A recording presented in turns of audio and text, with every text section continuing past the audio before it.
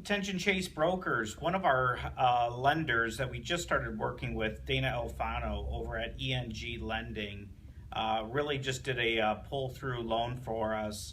We had a property listed. It was one of our listings, and there was another real estate broker who had a buyer, and we were under contract for 30 days. Buyer's financing fell through, and the buyer's agent had brought the buyer to six other lenders, and the buyer was denied by all six lenders.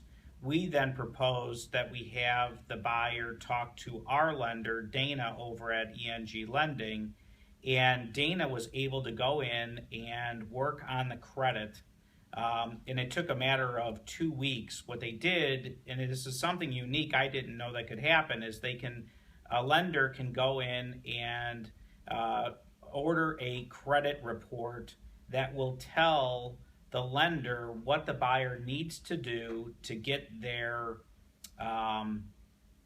credit score raised up. So this report that comes in will say you need to pay off this particular loan that you have. You need to pay off this particular item.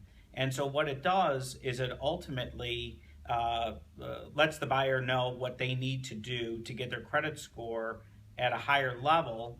And then they do a rapid rescore a couple weeks later. And then the buyer ultimately, in this case, was approved because the buyer got direction from the lender on what needed to be done. A rapid rescore was done, and their credit score went from a 620 to a 670, which then gave them the ability to purchase this $300,000 house that we were selling. So a real good way to get a deal that's falling apart or one of your borderline buyers qualified. I would absolutely send them over to Dana Alfano at ENG. All of her information is on the web office as well, so you can find out her contact info. And that's one example of what we've seen that she can do.